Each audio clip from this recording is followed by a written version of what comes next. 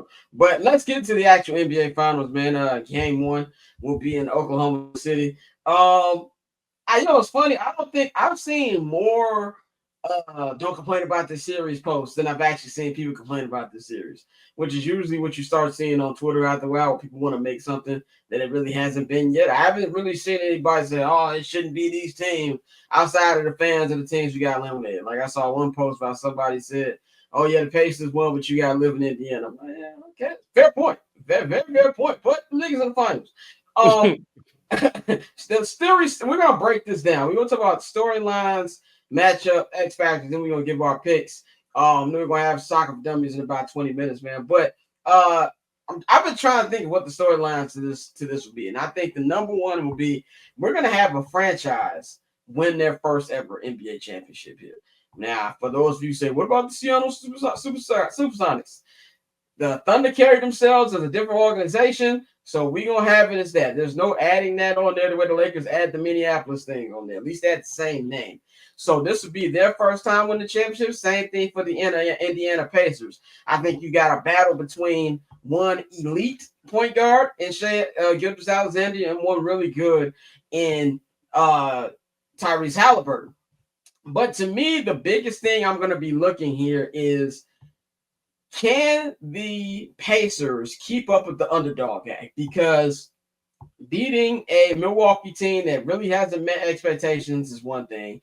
Beating the number one seeded Cleveland team, who, let's be real, had 3 major injuries, majority of that series is one thing. Of course, beating the Knicks is another thing as well. But they're going up against a different mammoth here right now in the Oklahoma City Thunder. So that would probably be the biggest storyline for me, is who's going to hoist their first Lombardi trophy.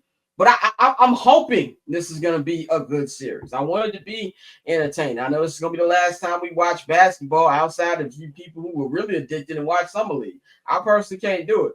So this will be the last time we watch basketball until October. And as much shit as I give the NBA, and I believe rightfully so, I've been immensely entertained these last 2 months watching the playoffs. So I'm not really ready for it to be over. So I'm hoping this series can go long, even though I do not think it will be. Pav, I want to start with you. What are some of the key matchups that you're going to be looking for here in these finals? Nembhard got to play better than what he played against the Knicks.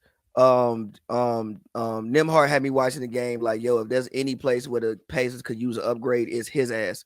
So Nembhard got to play better and at least bring the backcourt up to, because like in theory I know what Tyrese gonna do, because I actually don't know what Tyrese gonna do. Tyrese might go out and give me 10 points one time, but in theory I know what Tyrese gonna do. But in order to match the backcourt play of what the Thunder is gonna give me, Nembhard is gonna have to step up. Also, I think the matchup in the paint, as far as like, with Miles Turner versus Hartenstein and versus Chet, I think the matchup in the paint will be really interesting. So I'm looking at that as well. And then again, I'm looking at the bench minutes.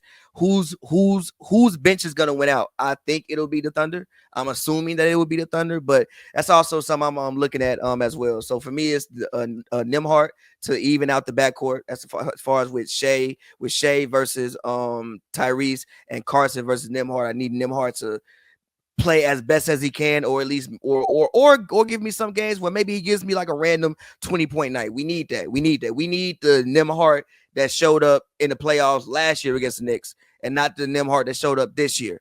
And then I'm also looking at like the big matchup as far as Miles Turner and Thomas Bryant, and I don't know where Tony Bradley came from, but Tony Bradley and those guys versus, send that nigga back to where he came I have from. no idea. I didn't even know he was still in the league. But Yeah. those guys versus the Thunder's big. So those are the things that I'll be paying the most paying the most to. So Pav said it correctly about like how you don't really know what you're gonna get from Tyrese Halliburton night in, night out. It's good to see he has played. What, in your opinion, what does Tyrese Halliburton have to do in this series every game for them to even have a chance of winning? Show up and be the man, and actually do your job on a regular nightly basis.